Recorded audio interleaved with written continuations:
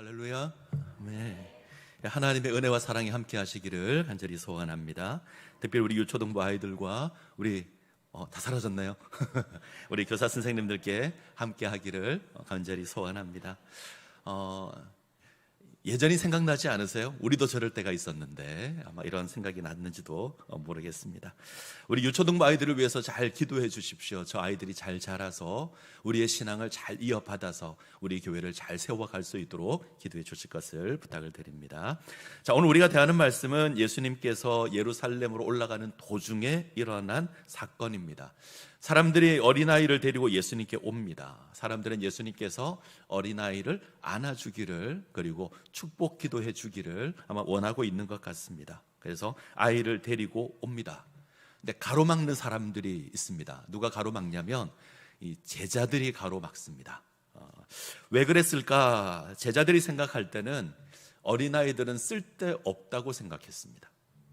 제자들만 그런 게 아닙니다. 고대 사회 사람들은 대부분 그랬습니다. 고대 로마 사회는 아이가 태어나도 아버지가 인정하지 않으면 버려지는 경우가 허다했습니다. 원치 않는 아이, 문제가 있어 보이는 아이, 그러면 버렸습니다. 어린아이는 어떤 권리도 지니지 못했습니다. 때문에 숫자를 셀 때도 어린아이 숫자는 세지 않았습니다. 그게 고대 사회의 모습입니다. 아마 예수님의 제자들도 비슷한 생각을 했을 수 있습니다. 어쩌면 우리도 비슷한 생각을 가지고 있을 수도 있습니다.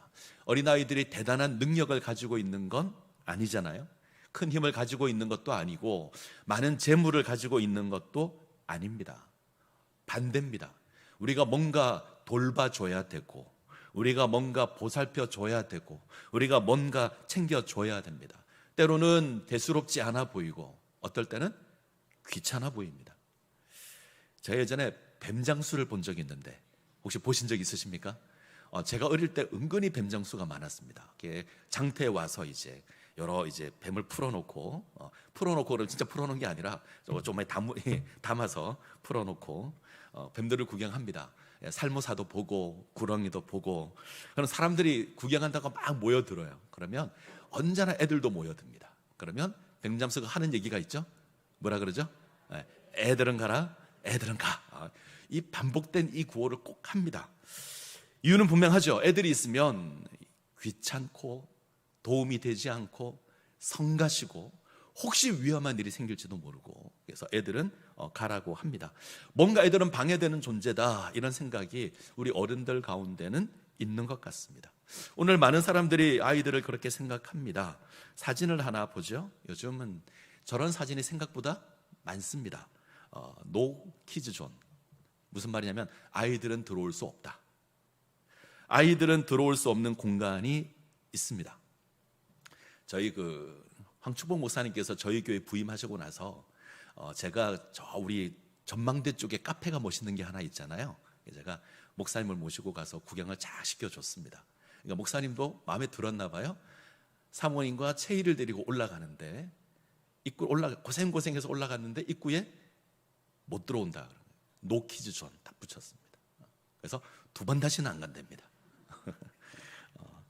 아이들은 들어갈 수 없는 공간이라는 게 있습니다. 아이들을 보호의 대상으로 보는 게 아니라 아이들이 있으면 뭔가 불편하다, 소란스럽다, 귀찮다. 그래서 아예 들어오지 못하도록 막아버리는 겁니다. 아마 제자들도 아이들을 이렇게 생각했던 것 같습니다. 지금 예루살렘을 향해 가고 있습니다.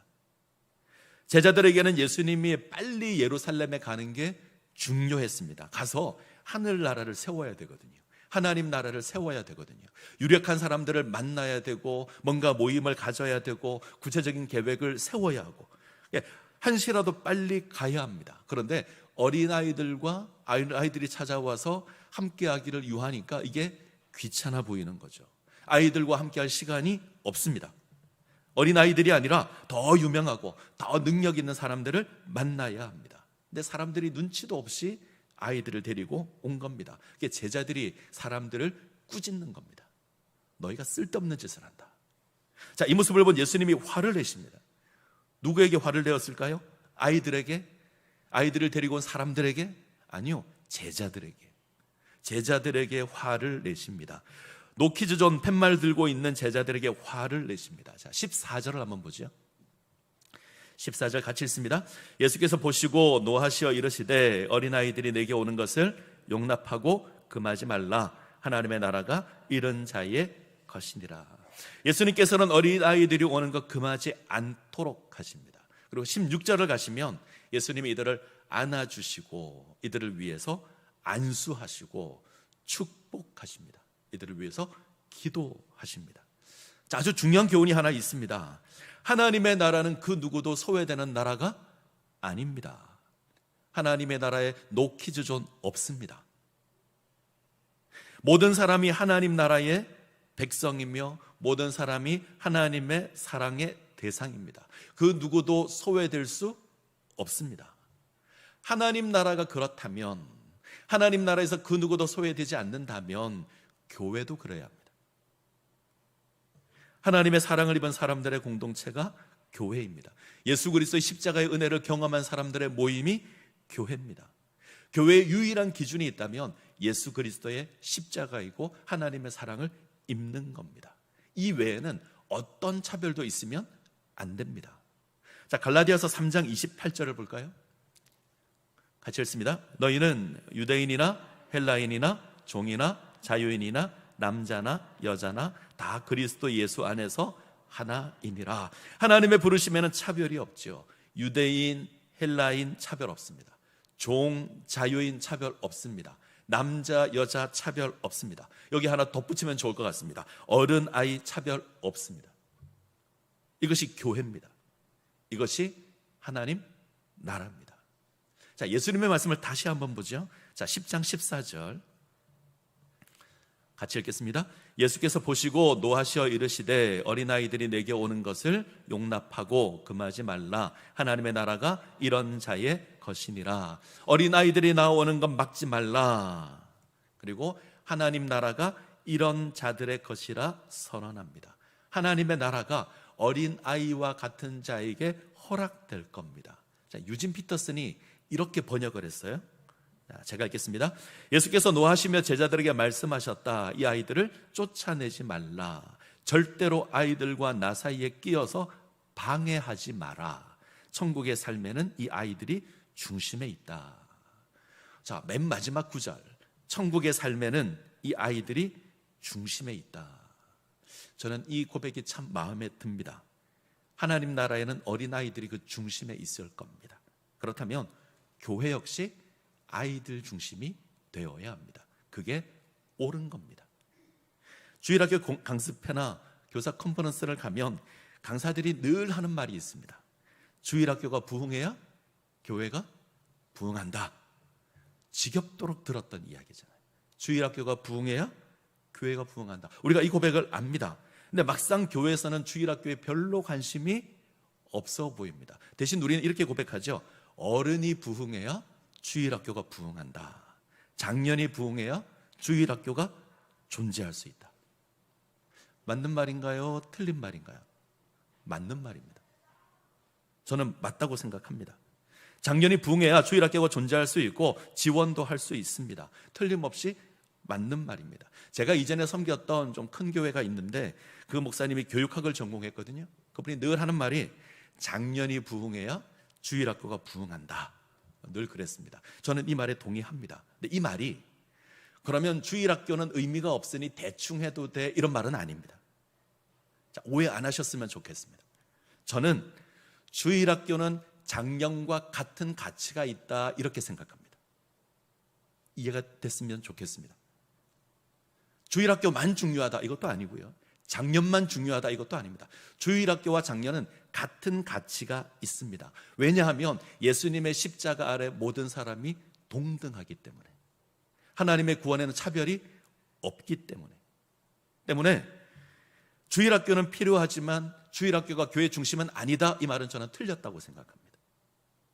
주일학교는 장년 못지않게 동등한 모습으로 동등한 가치로 우리 가운데 존재해야 합니다. 이게 옳은 겁니다.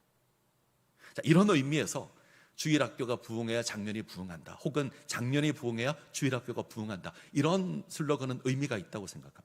주일학교와 장년은 가치가 같습니다. 이거 차별 안 하셨으면 좋겠습니다. 근데 우리는 묘하게 구분을 하죠. 요즘은 잘 사용 안 하는데 예전에는 대예배라는 게 있었습니다. 기억나십니까? 대예배. 언제가 대예배죠? 주일 오전 11시. 주일 오전 11시에 드리는 예배를 대예배 그럽니다. 왜? 가장 중요한 예배. 우리에게는 이런 생각들이 암암리에 있습니다. 이게 맞다면 우리는 매주일 11시에 모든 성도들이 다 모여서 언제나 온 가족 예배를 드려야 합니다. 그게 맞다면 모든 구원받은 주의 백성들이 함께 모여서 한 시간에 함께 예배를 드려야 되죠. 사실 그게 가장 성경적이기도 합니다. 성경이 이야기하는 예배는 온 가족이 함께 모여서 함께 드리는 예배입니다. 근데 우리는 어린아이들을 위해서 주일학교 예배를 따로 드리는 것이 아이들 교육에 유익하다, 이렇게 생각해서 아이들을 구분했습니다. 그리고 교사들을 위해서, 저들을 위해서 오전 일부 예배를 만들어서 예배를 분리했습니다. 그렇다면 1부 예배와 2부 예배는 같은 수준인 거예요. 주일학교 예배도 어린아이들 입장에서는 같은 예배입니다.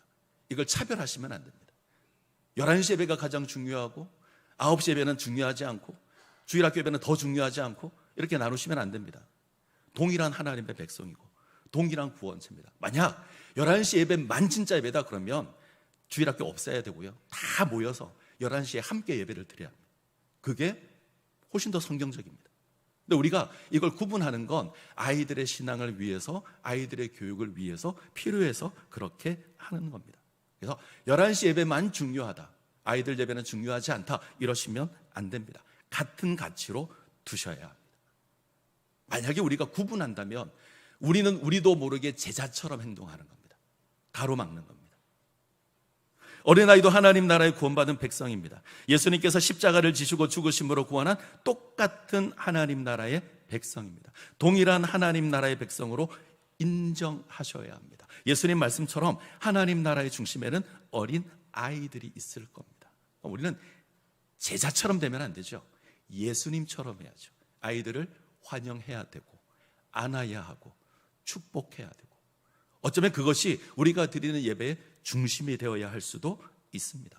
그래서 저는 오늘 설교가 어린아이들을 인정하고 용납해야 된다, 이것이 설교의 주제입니다. 자, 15절 한번 보죠.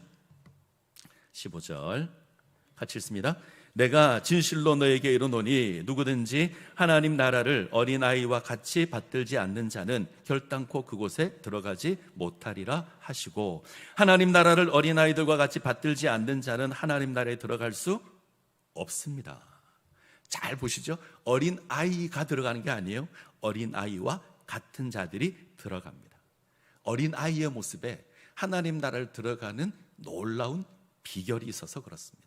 어떤 면이 하나님 나라와 연결됐을까? 많은 사람들이 순수한 거 아닌가 생각합니다. 우리는 암암리에 그게 있어요. 아이들은 순수할 거야. 정말 그렇게 생각하십니까? 안 순수합니다. 아이들 절대 순수하지 않습니다. 지금 저희 막내가 없어서 이 녀석이 있으면 내가 이 설교를 어떻게 해야 될까 그 생각을 했는데, 이 녀석이 학교를 가더니 아빠에게 뽀뽀를 안 해요. 작년까지는 아무 조건 없이 뽀뽀를 합니다. 뽀뽀 그러면서 쪽 하고 갔는데 학교를 들어가더니 뽀뽀를 안 합니다. 언제 뽀뽀하는지 아십니까? 제 손에 뭐가 있을 때, 제 손에 사탕이 있을 때, 뭔가 자기가 원하는 게 있을 때, 그때 와서는 뽀뽀를 합니다. 입술 발린 고백도 합니다. 아빠 사랑해요 그러고 갑니다. 사탕 다 먹잖아요. 그때는 쳐다보지도 않습니다. 엄마한테 쪼르륵 합니다. 얼마나 계산적인지 모릅니다. 제가 불러서 아무도 없습니다. 저만 있습니다. 엄마가 좋아, 아빠가 좋아 그러면 뭐라 그러죠? 아빠가 좋아. 엄마가 불러서 엄마가 좋아, 아빠가 좋아 그러면 엄마가 좋아. 엄마 아빠가 다 있는 자리에서 엄마가 좋아, 아빠가 좋아 그러면 둘 다 좋아. 얼마나 영악한지 모릅니다. 자라가면서 어른을 닮는 것 같아요. 어느 순간 계산하기 시작하고, 어느 순간 내게 이익이 되는 걸 따지기 시작하고, 그것을 구하기 시작합니다. 아이들이 순수하다? 아니요. 어른과 똑같습니다.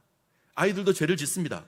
죄의 크기가 다를 뿐 똑같이 죄를 짓습니다. 걔네들은 소를 훔치지 않고 바늘을 훔칩니다. 그렇다고 죄가 없는 건 아니에요. 똑같이 죄가 있습니다. 성경에서 이야기하는 어린아이들과 같아야 한다, 이건 순수함을 이야기하는 게 아닙니다. 아이들의 보잘것없음을 이야기합니다. 아이들은 보잘것없음의 상징이고 나약함의 상징입니다. 무엇을 할 수 있는 능력이 없는 존재입니다. 때문에 이 아이들이 지니는 특징이 하나 있죠. 의지합니다. 쉽게 받아들이고 의지합니다. 어린아이들의 특징입니다. 철저하게 엄마 아빠를 의지합니다. 왜 엄마를 찾아야 되고 왜 아빠를 찾아야 되는지 모릅니다. 근데 문제가 생기면 엄마를 찾고 아빠를 찾습니다. 분명한 건 엄마 아빠를 찾으면 답이 나온다는 걸 얘네들은 압니다. 그래서 찾습니다. 아프면 엄마 찾고 필요한 거 있으면 아빠 찾습니다. 울던 아이도 엄마가 안아주면 울음을 그칩니다. 이게 어린아이들인데 얘네들이 언제 변하냐면 청소년이 되면, 사춘기가 오면 변합니다. 엄마가 이야기하고 아빠가 이야기해도 안 듣습니다. 그때부터는 반항이라는 걸 합니다. 뭘 시키면 왜 해야 되는지를 따지기 시작하고, 뭘 하면 잘 안 합니다. 문 닫고 들어가서 안 나옵니다. 그리고 자기에게 이익이 되면 하고 이익이 안 되면 안 합니다. 나는 받은 게 없는데 제가 받아, 그러면 셈을 냅니다. 우리도 그러잖아요. 우리도 따지고 우리도 계산하고 이익이 되는지 이익이 되지 않는지 우리는 따집니다. 잘 수긍도 하지 않습니다. 근데 우리 아이들은 아닙니다. 이 파이디온이라 그러는데, 이 파이디온은 아마 지금 우리 유초등부라 그러지만 아마 유년부 정도 되는 아이 정도를 이야기하는 것 같아요. 잘 받아들입니다. 이들은 이야기하는 그대로 받아들이는 그런 아이들입니다. 자, 우리는 어린 아이들을 통해서 이것을 배워야 합니다. 우리 자신의 나약함을 알고 철저히 하나님을 의지해야 합니다. 이 아이의 모습이 우리 신앙의 중심이 되어야 합니다. 그러기에 부탁드리는 건 아이들을 예수님께 인도하는 자들이 되어야 합니다. 우린 아이들을 예수님께로 인도하는 자가 되어야지 그들을 가로막는 자들이 되시면 안 됩니다. 예수님과 아이 사이에서 노키즈존 팻말을 들고 아이는 올 수 없다고 하시면 안 됩니다. 예수님 저들을 환영하셔야 되고, 안아주셔야 되고, 안수하셔야 되고, 축복해 주셔야 합니다. 우리 그런 신앙의 어른들이 되시기를 간절히 소원합니다. 그런 교회가 되시기를 소원합니다. 자, 시편 128편을 한번 보시죠. 시편 128편. 자, 1절에서 4절인데, 자, 교독하겠습니다. 1절 제가 읽습니다. 여호와를 경외하며 그의 길을 걷는 자마다 복이 있도다.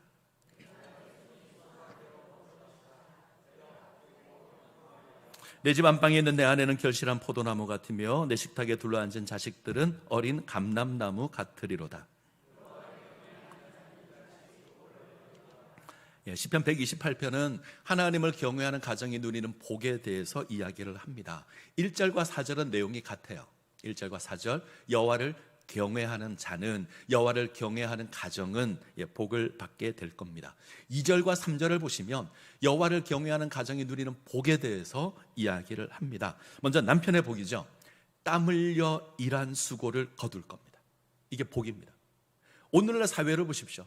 땀 흘려 일하지만 대가를 거두지 못할 때가 많습니다. 열심히 수고하지만 거두지 못할 때가 있습니다. 그러나 하나님을 경외하면 수고한 열매를 거두게 하실 겁니다.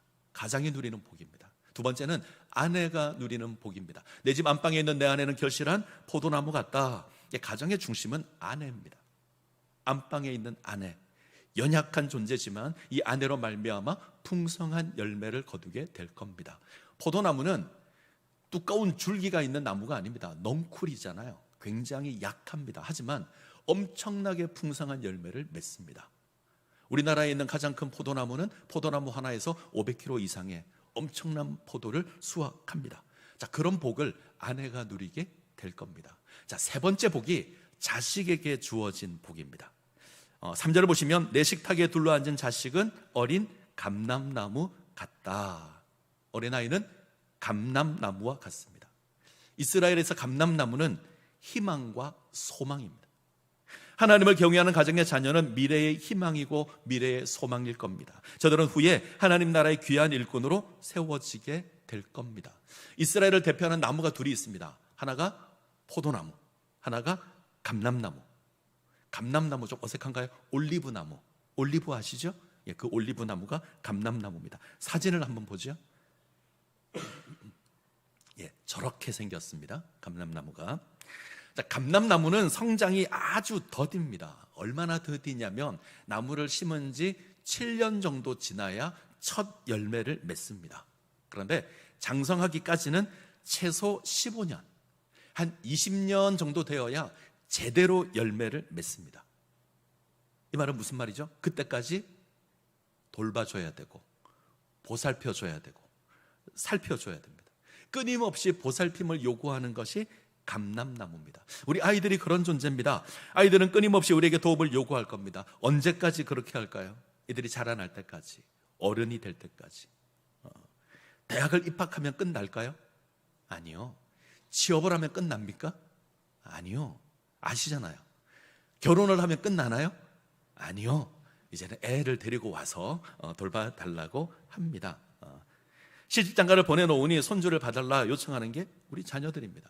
끊임없이 돌봐줘야 되는 게 자녀들이에요. 교회 주일학교도 그럴 겁니다. 저들에게 무슨 대단한 능력이 있겠습니까? 아이들이 뭐 얼마나 생산적인 역할을 하겠습니까? 저들이 뭐 얼마나 대단한 봉사를 하겠습니까? 유치부에서 유초동부를 지나서 청소년부, 아니 청년부가 되어도 우리는 이들을 돌봐줘야 할 겁니다. 계속 돌봐줘야 합니다. 우리는 계속 투자해야 되고 이들을 살펴주어야 합니다. 그럼 이 일이 손해되는 일일까요? 아닐 겁니다. 이들이 장성하게 되면 아주 유용한 존재로 세워지게 될 겁니다. 온전히 자란 감람나무는 아주 풍성한 열매를 맺습니다. 나무 하나가 500kg까지 열매를 맺고요, 그 열매는 먹고 기름을 짜기도 합니다. 우리가 사용하는 올리브유가 이 기름을 짠 겁니다. 요리하는 데도 사용하고 불을 밝히기도 하고 가죽을 부드럽게 하는 데도 사용합니다. 이 감람나무 목재는 아주 단단하여서 아주 귀한 목재로 사용합니다. 나무 껍질은 약재로 사용합니다. 상처에 바르기도 하고 진통제나 해열제로 쓰기도 합니다. 우리나라 사람들은 소를 버릴 게 없다 그래요. 처음 듣는 이야기처럼 생각하시는데 소는 버릴 게 없죠. 일단 부려먹습니다. 부려먹고 때가 되면 잡아먹기도 하죠. 심지어 그 가죽도 쓰고 우리는 뼈까지 구워서 먹어요. 꼬리도 먹습니다. 우리는 소를 버릴 것이 없다 그럽니다. 이스라엘 사람들은요, 감람나무가 버릴 것이 없다고 합니다. 그 정도로 귀한 존재가 감람나무입니다. 우리 어린 자녀들이 이런 모습으로 세워질 겁니다. 귀한 존재로, 하나님 나라의 귀한 존재로 저들이 세워질 겁니다. 이것을 기억하시고 우리 아이들을 세워가야 합니다. 우리는 다음 세대를 세워가는 일을 멈추지 말아야 합니다. 자, 5절 6절 128편 5절 6절 볼까요? 같이 읽습니다. 여호와께서 시온에서 내게 복을 주실지어다. 너는 평생에 예루살렘의 번영을 보며 내 자식의 자식을 볼지어다. 이스라엘에게 평강이 있을지로다. 하나님께서 시온에서 복을 주실 겁니다. 우리가 하나님을 경외하면, 우리가 하나님을 예배하면 하나님 이 복을 주실 겁니다. 그리고 복이 두 개가 더 있습니다. 내 자식의 자식을 볼 거예요. 이스라엘에게 평강이 있을 겁니다. 저는 이 말씀을 대할 때마다 기대가 있습니다. 자식의 자식을 보는. 저희 큰애가 고3인데 저희 딸이 결혼해서 손주 보는 꿈을 꿉니다. 저희가 원래 딸 둘이었는데 어느 날 아들이 하나 생겼어요. 사모가 결혼해서 사모의 자식을 보는, 친손주를 보는 꿈까지도 꿉니다. 가끔 상상이 안 되지만 일어날 거예요. 저는 그런 기대가 있습니다. 그 기대를, 그 꿈을 저만 꾸는 건 아니잖아요. 그 꿈을 꾸셔야죠. 나의 자녀의 자식이 그것을 보게 될 꿈이 있습니다. 저 우리 교회가 그랬으면 좋겠습니다. 한국 교회가 참 힘든 때를 지나갑니다. 세계 그 어디에서도 볼 수 없는 놀라운 부흥의 역사가 이 땅에 있었습니다. 이제 한 120년 정도 됐는데 그 전만 하더라도 이제 한 140년 정도 됐네요. 그런데 그 전만 하더라도 이 정도로 복음이 빨리 번창하고 부흥하는 역사는 세계에 없었습니다. 그 정도로 놀라운 부흥의 역사가 우리 가운데 있었습니다. 근데 어느 순간 멈췄고요. 우리는 다음 세대를 걱정할 때가 되었습니다. 왜 그럴까? 이유는 하나입니다. 우리가 다음 세대에 너무 관심이 없었습니다. 우리는 열심히 했죠. 우리는 열심히 했습니다. 그러나 이들에게 복음을 전하지 못했고 이들을 섬기지 못했습니다. 근데 이제는 우리가 그 일을 감당해야 합니다. 우리가 누리는 신앙을 우리 자녀들에게 전달해 주지 못한다면, 우리 자식의 자식에게 전달해 주지 못한다면 신앙은 어쩌면 우리 때에서 멈출지도 모릅니다. 우리의 신앙을 우리 자식들에게 물려주어야 되고, 그러면 우리 자식들이 그들의 자식들에게 또한 신앙을 물려주게 될 겁니다. 그때 교회가 다시 세워지며 교회가 이 땅 가운데 굳건하게 세워질 겁니다. 우리가 이를 멈춰버리면 어쩌면 우리 때에서 모든 것들이 멈출지 모릅니다. 우린 이 일을 경각심을 가지고 주목해야 되고 주일학교를 우리는 세워가야 합니다. 자, 말씀을 맺습니다. 오늘 설교의 제목이 어린아이를 용납하라입니다. 어린아이들을 막는 제자들이 되지 마십시오. 예수님처럼 어린아이들을 용납하십시오. 안아주시고 안수하시고 축복해 주십시오. 그런 믿음의 선조들이 되어 주시고 그런 우리 교회가 되기를 간절히 소원합니다.